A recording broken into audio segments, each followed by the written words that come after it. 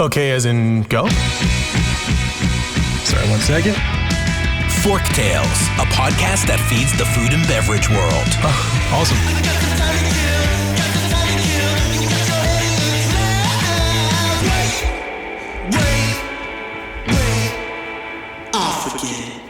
Forktales is brought to you by Vigor, a branding and marketing agency for passion-driven, innovative restaurant, beverage, and hospitality brands.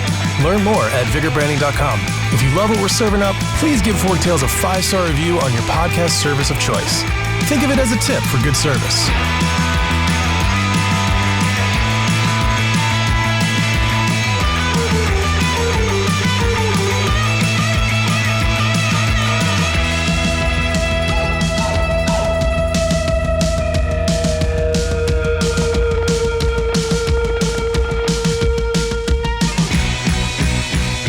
Hey everyone, today I'm joined by my friend David Abes, who is the owner of Dash Hospitality Group.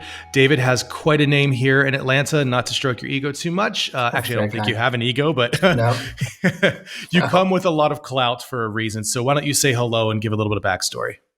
Yep. How are you? Yep. David Abes, Dash Hospitality Group. Been in the hospitality business now 32 years plus. Started when I was 15 at GD Ritzy's, a hamburger hot dog place based out of Columbus, Ohio, that came to Atlanta. Done it all, basically from dishwashing all the way up to general manager. Started with Morrison's Corporation and their casual dining with L&N Seafood. It was like getting your master's. It was amazing. Great training program. Wanted to get a little more fine dining, so went and worked with Pano at the Atlanta Fish Market during the Olympics. What a time to be there. From there, worked my way up to being the director of operations for Here to Serve Restaurants. Tom Catherine and I had a great run, 14 years, and then worked with a company out of New York, and then back to Pano at Buckhead Life as a COO, and I really enjoyed it. Pano's an icon, and it was amazing, but it was time for me to do my own thing. So I started Dash Hospitality Group 4 years ago, management consulting company. We own some restaurants. We do it all. Back of the house, front of the house, cooking, you name it, systems, and I love it. That's amazing. Yeah, I mean, so you spent what I would call the meat of your career at the now defunct Here to Serve restaurants. So for those that don't know, Here to Serve was a multi-concept hospitality company with, I would say, iconic Atlanta brands like Twist, and then its sister concept Shout. Noche was a staple. Yes. And a few others. It was quite a reputable suite of brands. How was it back then, which I think if I'm doing the math correctly, it ended about 7 years ago? Yeah, about 7 years ago, yes. Yeah. Yep. Yeah. So how was it back in that era of the 90s and 2000s, managing a ship of multiple concepts that were quite different? I mean, it was amazing. I mean, we when I came on board with Tom, we had 5 restaurants, 2 were underperforming, backed it down to 3, and then we opened Twist. Twist was going to be, we're actually going to move Tom over to Phipps, and then we're going to do a Goldfish, and then we said, you know what, it's a twist on Tom and Goldfish, and we opened NBA All-Star Weekend. Janet Jackson rented out the restaurant, and we're on the cover of USA Today, People Magazine, and it just skyrocketed from there. We had a great team. We had 1,500 employees, 14 restaurants. It's sad that it went on its way, but that's a whole other story. So, but it was great, and it was all about the people. I mean, Tom, certified master chef, very visionary, and I did the operations, and we were amazing team. We just went with it. Yeah, I loved it. I was a big fan of Noche. Yeah. Good place to day drink on a Saturday or Sunday in Virginia Highland area. So fantastic. It's always enigmatic to me in a lot of ways, because we work with a lot of multi-unit brands here at Vigor. Mm-hmm. And by multi-unit, we mean like single concept with multiple units that spans, from small to large to even enterprise level. And it's just, even though it's the restaurant game, to me, the hospitality management company seems absolutely insane because you're not managing the same brand. You have to manage, like in your case, 14 brands. Mm-hmm. How do you train the staff to be able to be and maybe you didn't cross pollinate, but I imagine the best case scenario would be, hey, I have Tim over here who's at Noche, which is more of a kind of Spanish, small Mhm. plates and Mexican drinks, things like that. Oh, but today I need him over at Goldfish, which is completely different. So how Mhm. did that work? How do you even begin to manage that? Yeah. I mean, I think the most important thing is the same culture and philosophy. It doesn't matter if it's a, steakhouse like Prime or, a casual place like Noche. It was funny. I mean, I used to hit pretty much every restaurant every day, and literally I'd wear a suit, then I'd change into shorts, and but it's the same like attitude. And I think that's what really it resonated with everybody. Like our philosophy, the answer is yes. What's the question? And you have to give the guests what they take. And everybody knew it was a here to serve restaurant. It didn't matter which, when you walked in the four walls, it was the same energy, same philosophy, and Mhm. just it's that can do attitude. I think everybody was humble about things, and just we were so appreciative about the guests coming in. I think that's really what it trickled down to, every employee that we had. So Yeah, so getting more nuanced, like I think one of the things that makes us servers or service staff, and especially bartenders, mhm. uh, not just good enough, but notably, remarkably great, Mhm. is the acute understanding of the menu and the procedures. And that seems like it'd be quite difficult if you take someone from one concept to something completely different. How did you manage that? How did you get that training in place? I mean, that it was a big thing. I mean, I think the most important thing, and Tom was a certified master chef, but he used to always get grief from some of the food writers because, why isn't he doing a fine dining restaurant like Gunter and all that? But it wasn't about him. It was about our guests and what the guests want. And I think that's the biggest thing that we learned is we want approachable. We want people to feel Mhm. like they're getting the quality, which we never sacrificed. But most importantly, when it comes to the bartenders and all that, the hospitality. That was the most important thing. We wanted to create cheers. It didn't matter which restaurant it was. We wanted people to feel like this is their spot and they're going to come, they're going to get the same drink consistently and, with a smile, with a smile. That's what the biggest thing was just, back to the hospitality factor of it. Yeah, even the name itself, here to serve. Mm-hmm. I always laugh about replacing the Yeah. word two with the number two, but Mm-hmm. in brands in general. But that's it definitely came through. And it wasn't a place that I think people would run around lauding the food a la a 5-star or a Michelin starred restaurant. But that wasn't what it was about. I think that's why it attracted so many people. It was very approachable. It was very Yeah. good. I think that's, and, So back to the training in part the is just, industry right we wanted to make now, sure our staff knew what they were talking about when it came to wine, when it came to the, beverage program, the food. But you know what? The bottom line was we're having fun. We always said, let's have fun dining. That's what people want is when they get away, we want them to feel like they're on vacation. yeah, now more than ever, right? I mean, Oh after yeah. being trapped in, and it's like, gosh, Hmm. just give me some connectivity. Oh yes, Um, for sure. you know, I was at a Five Church last night Hmm. with a friend, but we had Iman on the show, and I was just talking to the manager, and it's like, they're beyond pre-pandemic numbers right now, which is Hmm. fantastic. So Yes. we're seeing it. People want the Hmm. connectivity, which is kind of Right. interesting. I don't know if you keep your finger on the pulse of quick serve or fast casual Hmm. restaurants, but so many of these larger brands are slingshotting their operational model away from some of the norms to highly tech integrated and then drive throughs. Do you think that might be an overcorrection? Well, I don't think it's an overcorrection because I think you have to use technology to stay one step ahead with everything. But I still think that people connection is very important. I think like what Chick-fil-A has done about putting somebody out there at the drive-through, you still have to have that personal touch. And we have a lot of clients that are quick service, and they literally that's what we teach them. I mean, I hate to say it, the welcome to Moe's. You Mm-hmm. always have to have that welcome to Moe's philosophy. Because people don't want to talk to a robot; they want to talk to a human.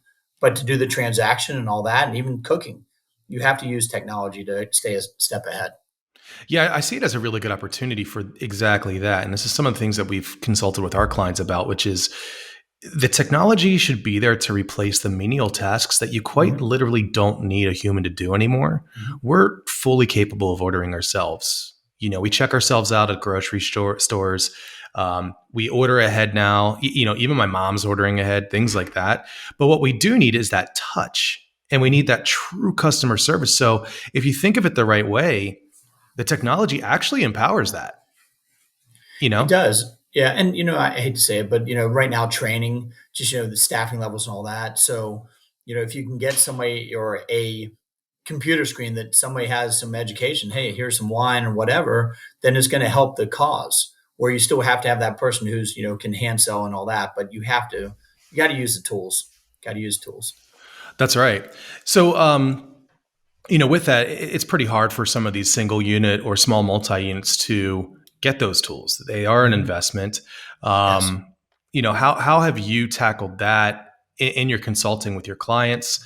How have you made the case for making an investment, and how's it gone for you? So, I think, doing it's interesting. All our clients are so different, and you're right, and what they have when it comes to the tools, but a lot of them don't know because they've honestly, for the last 2.5 years, they've just been hanging on. That's right. So I think it's just hard for them to see like the light at the end of the tunnel. So if we can show them, hey, here's the investment, whether it be a handheld for a POS or, a different piece of equipment in the kitchen, I hate to say we got to make it dummy proof, but that's what you got to do. You got to make it dummy proof these days. And some of this stuff will help do that stuff. Yeah. And so I think with that, we've already mentioned a couple issues that technology has helped with. You mentioned the challenges in the labor industry, which are very well known, I think, even by the common everyday person at this point. And there's a lot more that people don't see that probably aren't as interesting, like supply chain and things like that. So what's always curious to me is speaking to, I'm going to use the V word, so apologies, but a veteran of the industry.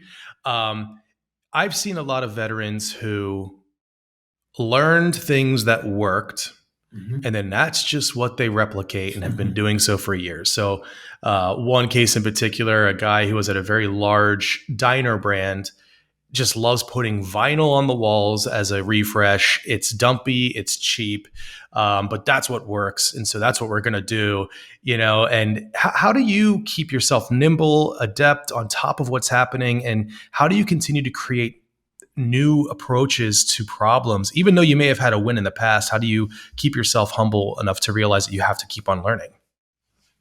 That every day I'm learning something new. I don't know everything. No one knows everything, but it's about surrounding yourself with people who have knowledge. I think that's the thing is like, you can't say it's my way or the highway. You can't do that. You have to listen. And I think more importantly, just everybody brings something to the table. And that's what I've been lucky about the Dash team. We have somebody who has the knowledge and let them take the lead. I always say trust but verify. Steve Alterman from Horseradish Grill, he taught me that. And I think that's one thing is you have to be willing to adapt. We have a lot of clients who are like, oh, this is how I've always done it. And I tell them, I said, you have to think about 2, 5, 10 years from now. Don't think about what you did 2, 5, 10 years ago. And you just have to, it's sitting down and letting them learn differently. These staff, you can't give them a manual that has, 50 pages. They're not going to read that anymore. That you got to do something that's quick and right on their phone and how you communicate. These kids, they don't check emails, but if you send them a text, they'll probably check it or, something on social media. So it's just different. It's different. Yeah, and there's a number of systems that I think are trying to tackle those challenges specifically. Obviously, 7 Shifts has done a pretty good job from what I understand. Restaurant 365 is doing a lot of good work in some of those things. And I think what's interesting is for a long time, if you talked about video work, for instance, like, so rather than doing the manual, you should have videos. You're talking about a very large investment. But now we have fantastic cameras in our hands. Yes. With a setup and just a small little light like I use for this show, you can actually produce something really good that people will absorb. It shows the work happening. It's better than reading. You still have the ability to show the writing. So if someone does want to read as a brush up because they learn that way, it's there. Has there been a kind of a go-to system in that world that you prefer or that you've been really impressed with? Well, like you said, I think a lot is really making it personal. When you have somebody who can bring a camera in and it's the peer, I think peer to peer. I think they really appreciate that when you're showing, hey, here's a video of somebody, then some like, corporate video of this is how it is. I think people, oh, that's Mike or whatever, who's doing this video. Yeah, I love that. And I just think you got to make things personal. You got to make them personal. And I think people, when you get them out of their element, say, hey, you're going to be in this video or you're going to do lineup today. They like perk up a little bit. They get nervous at first, but they perk up. Yeah, it's funny. I there's a video that circulates on the Instagram world of one of those corporate videos of a guy. It looks like it's kind of at a Golden Corral or Ponderosa, and it's like how to make small talk. It's like, hey, how about that game last night? And it's so bad. It's so Oh yeah, bad. It's so wonderful. bad. I know, so bad. Yeah, So no, that's a good you're right. example of There's what lots of not those out to there. do. Lots of those out Um, there. so what? Yeah, and I like the idea of having a peer there, somebody that they know. I mean, it's kind of difficult when there is a lot of churn, but what Mhm. have you found, if anything, are good ways beyond like compensation, monetary compensation? Are there things that I think leaders maybe are missing in retaining their rock star employees? I think the most important thing is, is recognition. Yeah, they want the money, but like just thanking them. Like, hey, Mhm. even in the middle of the shift, great job with that table. It's like real time. Don't wait till the end of the shift. Don't send an email. Like people love that. But one thing that I've noticed lately is also like take a picture of them and post on social media. Hey, this is our star employee of the day. And people, they're like, oh look, and then people, Yeah, we love Meredith, like our chef, like at Barn. I mean, it's like, it's just like recognize them. And then you see people on social media. We love Meredith. She's the best, blah, blah, blah. And I think it's just thanking them because they're getting beat up. I mean, that's right. beat up. So I think Especially that's the during the most last important two thing. years, right? I mean, Yes. hanging on is being, it's a very nice phrase. Hmm. The struggle was very real, and now it's a different struggle, Hmm. as we kind of covered a little bit. But I love the idea of getting a face on social media. I think for the longest time, a lot of leaders just relied on the food porn because that's what got traction, Yes. and it was pretty Hmm. quick. And while it's important to show the food, it really is the people. It's the people that Oh, people want to connect with, you know. And if you're not showing that, or you're using models, for instance, on hmm. social specifically, it's not going to go as far. It just really Yeah. isn't. We've also realized that, and I apologize to my photographer friends out there, who I love and adore, of course, but on social media, these highly styled, perfect photos just get zero traction. It's just Yep. not good. You need real. People want to see the Yes. realness. They want to Yeah. see the ooey gooey dripping awesomeness of whatever you're eating. And while I think there's a time and place for that perfect styling, it just doesn't have the power on social that some may think. Um, Now, I do know that in Dash, you have a social media strategist. How have you employed that person effectively for some of the clients, and what does a typical engagement look like? Yeah. I mean, it's interesting. So each one needs something a little bit different. We've used a couple different marketing companies. I'm very gung ho on one of them these days. Via Fiala, um, Valerie and Garrett. I'm telling you, they're doing awesome, and it is. And everybody needs something different. It's awareness. Some are more national brands, but more it's about that local flavor. It's we talk about the employees, but a lot has to do with the guest also. When you take a picture of the guest, thank you for celebrating this and all that. They love that also. So it's got to be the combo of everything. But it's what is the mission and why you're doing that social media to post or just to post for a reason. Like here's an event coming up. Um, we just had a big event at the village, Green Eggs and Kegs, and I mean it was like, and it was all based on social media and table tents, and it was funny. It was like talking to people. Oh, I didn't know about it. I'm like, well, follow us on social media, and they're oh, okay. And then next thing you know, you see like just going up and up, and it is. You can only the old print ads and all that. You know that only works so well. So I think it's just communication through digital. Yeah, there's a lot of misconceptions about marketing in general, I think, or I would say expectations that are way off. Mhm. So you mentioned print ads and things like that, and the joke that I make with some leaders is like, "So you're saying McDonald's is wrong because they do TV?" And they're like, "Well," I'm like, "Exactly, it's not. It's Mhm. the name of the game is still reach and frequency. Social Mhm. media is just a way to reach again." And in a better way, in a preferred format, whereas TV was watched every night by the atomic family, as it were. Um, Mhm. we're kind of past that, as everyone knows. We're on our phones more than ever. I saw numbers yesterday: 98% of Gen Z is on their phone, Oh yeah. and it doesn't go down very much. And the Boomer generation is making the biggest leaps and bounds. Whereas a couple years ago they were around the 30%, now they're at like 60 are on their smartphones. And this is pretty amazing stuff. Now they may not be as intently Right. on social, but they are on it. And so I think it's about But understanding where the I think people one of the are and what biggest kind things of also content they is, want to consume. yeah, I think a big thing though is 100% table visitation for that front of the house manager. They're the ones who are throwing the party, and that's when people, like you said earlier, about making that connection. That's the biggest thing, is connecting with those guests, because they're the ones who are going to spread the gospel. Hey, what's going on? They're the ones who you're marketing. That's your marketing company, is your guest. Yeah. What are in your opinion? What are some of the hallmarks of a bad general manager, the MC of the party, as it were, like you just said? What are some things that you've seen firsthand where you're like, what are you doing? Well, being in the office, number one. I mean, it's interesting as we build restaurants. I don't build offices anymore. I put them in a closet, because you don't need to be in an office anymore.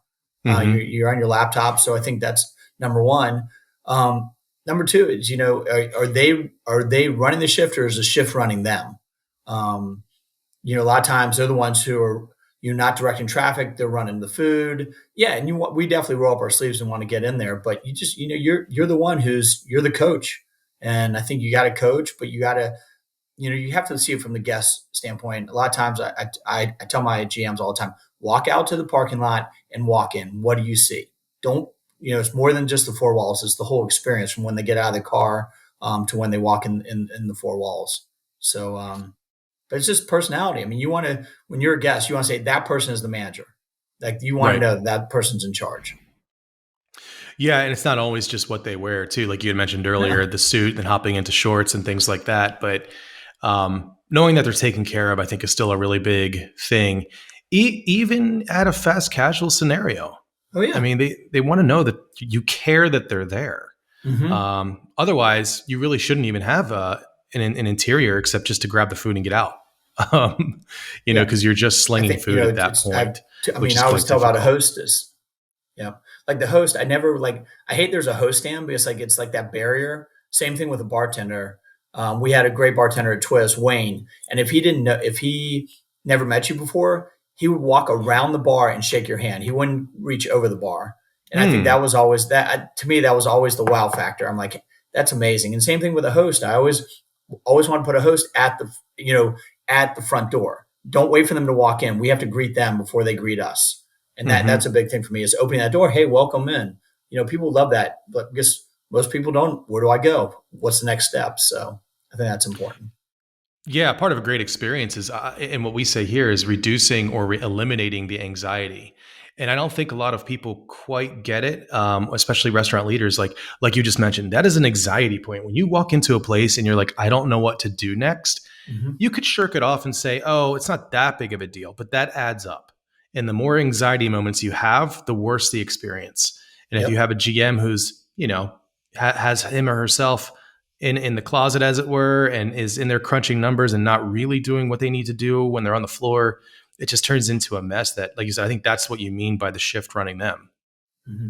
I was like, as a GM, I was like the GM working the door, meaning like that's the initial greet, so they can time it throughout the whole thing. We call it the figure eight. So start at the front door, but then circulate through Expo, and you're coming back. So you're circulating through the restaurant and through the kitchen, so you know all that's going on. But it's that initial greet. Yeah, you have a hostess, but do they care as much as the manager? Probably not. Right. Yeah. I mean, look, it's a first time job usually. Yeah. I've seen some like concierge level hosts and hostesses Oh before, yeah. but that's probably I not happening at the Panera Bread. Right. Um, And people think that the host is like, oh, that's just a little high school person, whatever. That's the most important person in the restaurant, besides the dishwasher. The dishwasher is the most important person, but that's right. yeah, the host is one who controls the whole flow. So that, to me, that's where it all starts. That Yeah, first they're impression. almost the right. They're almost like assistant manager in a lot of ways with their duties and Yeah. how much power they have. Yeah. They either put you in Um, the weeds or control all the money. So so shifting gears out of the restaurant industry a little bit, there was something that struck me about your CV, and that is your involvement with the Atlanta Community Food Bank. And what struck me is I don't really know if younger generations fully understand the power that they have, and that mhm. what food banks really bring to the community and to the underserved people in every community. And so could you shed some light on the power of a good food bank program and why it matters? It's amazing. I mean, God, I've been involved with them now 20, have to think about this, about 24 years. And same thing when Doug Foley said, oh, I want to get you involved with the Atlanta Community Food Bank. I'm like, what am I going to, a grocery store? What am I doing? And I'll never forget Janice and Bill Bowling when I met with them first. It was all inspiring just seeing what they do and how many different events they do and just what, the churches and the schools and everything. I mean, just how many people don't have food to eat, and just the community outreach, but also the corporate, how they get involved. And that's the thing. They subsidize so much different, meals that people wouldn't be able to eat. And it's not just like in town. I mean, there are so many different places throughout Georgia that they've really, helped out with. And it is. I mean, just the passion. Kyle, who's the CEO now, it's just very passionate. And how it's grown. I mean, since I've been involved, now they're in their third building, and it's just grown every year. And and I hate to say it, it's sad to say, but there was a need. Yeah. So, explain the model to me. So they have the events and everything. That's fantastic, Mm-hmm. especially fundraising. I think that makes a lot of Yes. sense. Mm-hmm. But is it literally almost like a grocery store, or is it strictly restocking pantries at other places where they Yeah. serve, let's say, homeless and underserved? What does that look like? Yeah, you're not going to okay, so you're not coming off the street and going to the food bank getting food. Like I said, it's for different um partners that they have. Like I said, it could be some schools, it could be churches, it could be homeless shelters. So basically food drives, but also Publix, Kroger, they're, all those big grocery stores, that they're donating food to the cause on that. And then it's wild. I mean, you see that when people are loading up, they load up in the back of their truck, different things. The food bank does a lot of deliveries to these places. And then it's in the community. Then you're going to your local church or school or whatever, and getting these meals to subsidize. So, Yeah, I love that. So it's basically subsidizing the meals for the people that can't afford it at these yes. places, and that's it's so important. Now, are there benchmarks? I presume there are benchmarks that you or goals that you all are trying to reach. What are some of the most impressive ones? What I'm really trying to do is I want to get people excited about the food banks in Yep. their communities. Well, I think what's also awesome is the different things they do. Like they do school supplies for teachers. They do community gardens. There's so many different things that they get involved with, and that's what I think is amazing to see. Just the people and just the smiles and all that stuff, and the outreach is just tremendous. What they do. I love that. Yeah, I can't wait to share the links in the show notes because I really would love people to get in touch with the food bank and see how they can help. I think that's a very low hanging fruit way to do some really good, Yeah. positive things for the community around you. We've done some amazing things, like our companies in the past have done food sorting. So all this food's in barrels, and we're the ones who sort. Okay, it's out of date, this and that. Is the amazing team building, and it's great. And now that the food bank finally opened back up, it is a great way to see just hey, how you can get involved with the community. So That's awesome.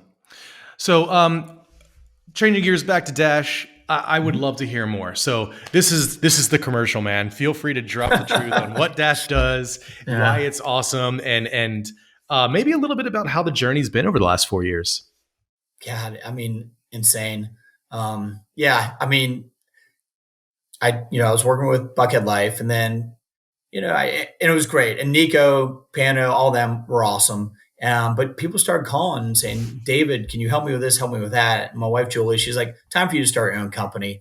So I took the leap, and it was just me at first. And, I worked with Zesto, then Ray, with Ray Schoenbaum. And it was just like all of a sudden, just people started calling and calling. It was just me. And then I'm like, oh my God, I'm working 24/7. And so I reached out to Brett Crowder, who was my right hand at Here to Serve, one of our area directors, and I said, "Hey, Brett, I want to grow this company." And so he said, "Come on, let's do it." And then we started taking on more clients, and then Phil Hanley came on board, and Phil was my left hand at Here to Serve. The amazing thing is, we do pretty much you name it when it comes to food and beverage, from front of the house to culinary. Chef Nick Lay, he's our culinary director. And we do startup, come fix my problems, anywhere from we have resorts, senior living, slutty vegan. Mm. Like our every day is something different. I mean, and our clients vary so much, and and we're just trying to help them grow. I mean, like I said, every one of our clients has been a referral. We haven't had to solicit one client, and that makes me feel great. And what's awesome is people, hey, call David. He'll help you. He'll get you fixed. And it's not about us at all. It's always about the client. And I just want them to win. And we've grown the company, and it's been 4 years. And right when COVID hit, I'm like, oh my God. And my wife owns batter cookie dough, and so I literally for a little while there, I'm like, oh my God, I was sitting there scooping cookie dough.